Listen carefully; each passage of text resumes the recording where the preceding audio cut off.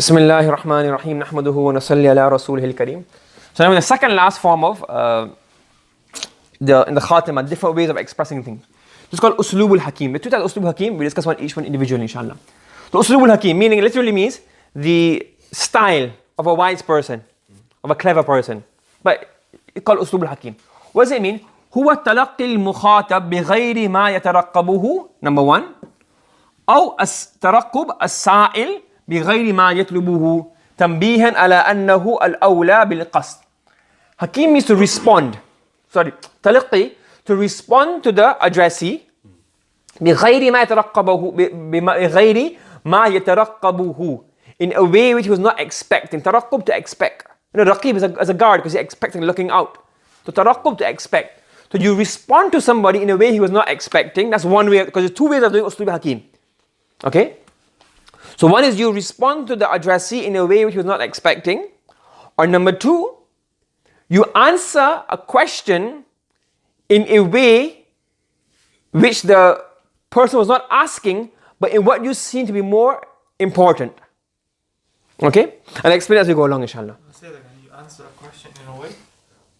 You don't answer the question of the speaker, but you give him a more important answer. Okay, and I explain each one individually. Okay? The first one is what? Is this. Okay, you got it? For al-awwal, what's the first form of this is the first one, al-awwal. This is al-awwal. And this is al-thani. Okay? Al-awwal, يكون بحمل الكلام. The first occurs by interpreting the speech contrary to the intention of the speaker. Okay, let me give you an example. What happened here? One example, I understand it perfectly. There were a few poets, a few people. They were hanging around in a garden. They would have a little barbecue or something, and they were just chilling out in the garden. Okay. Now this guy, his book says Ghadba. The book says Qaba'thara, but it's supposed to be Ibn al-Qaba'thara. According to the majority of books, it's Ghadban Ibn al-Qaba'thara. But anyways, Ibn al-Qaba'thara, that's him. So he has a few grapes with him, and he was like eating, and he had his hand in his hand. Okay. And then one guy, he just mentioned Hajjaj ibn Yusuf. Okay, and Hajjaj ibn Yusuf, what do you know about him? Who's that? Tyrant. He did wrong, but let me give you one little tip here. Even though he did wrong, this established he did a lot of wrong. But sometimes what happens, every story of zulm and oppression is attributed to him. Now, anytime you see a story about any story, whether it's made up, authentic, not, and it's past, but it's like, oh, Hajjaj done this, Hajjaj done that. Similarly, like Abu Hanifah rahmatullah alayhi, what happened is that he was a very clever, very smart person. But every story of cleverness, then so this attributes anything to Imam Abu Hanifah rahmatullah alayhi. Huh?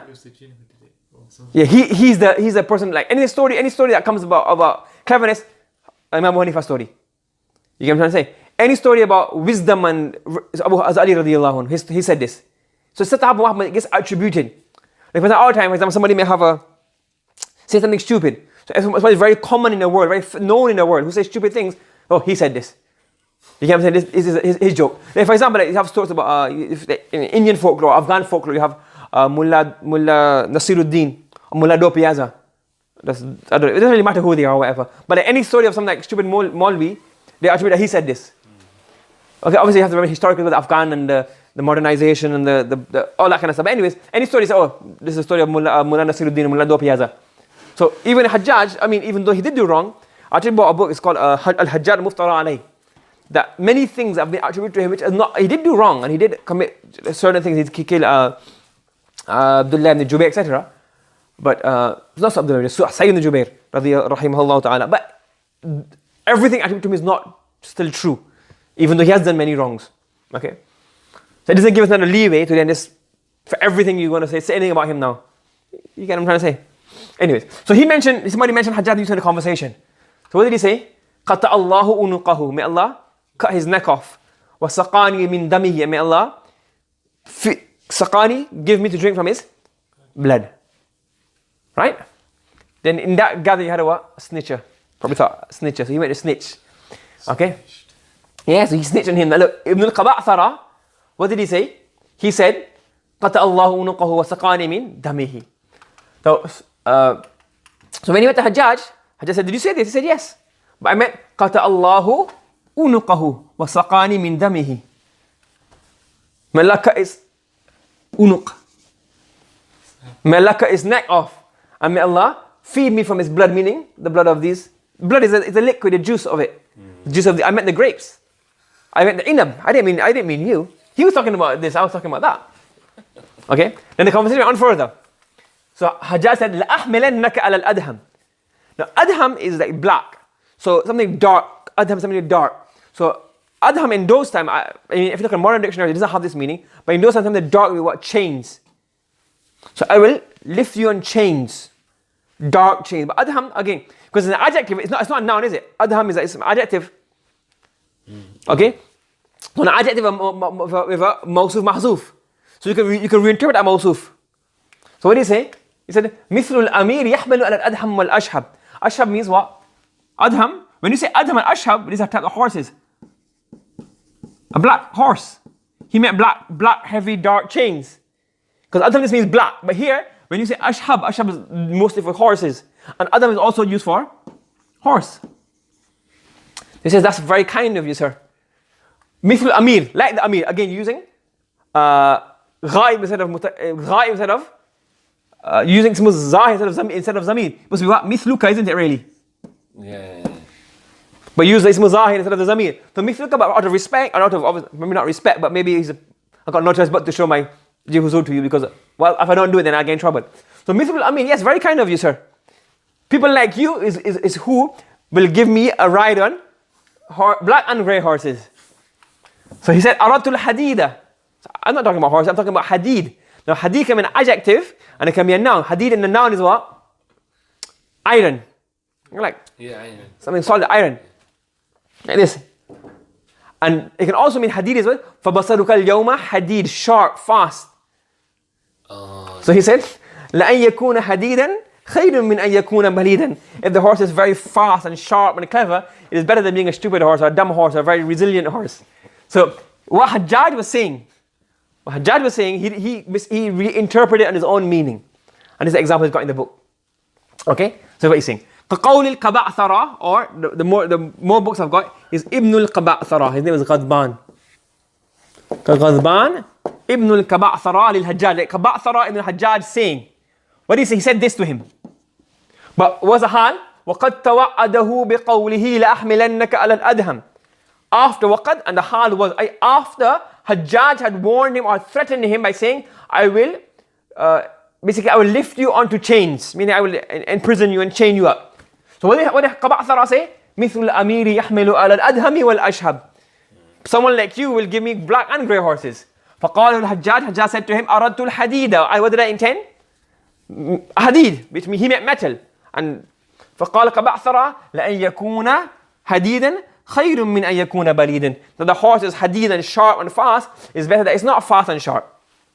أراد الحجاج بالأدهم. Then Hajjaj said لأحملنك على الأدهم.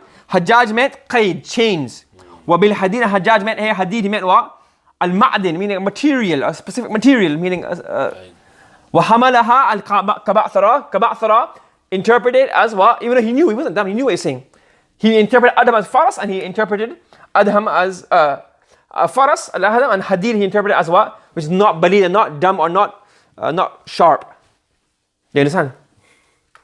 You following? Yeah? It's called Uslub Hakim. This is a way of comedy as well.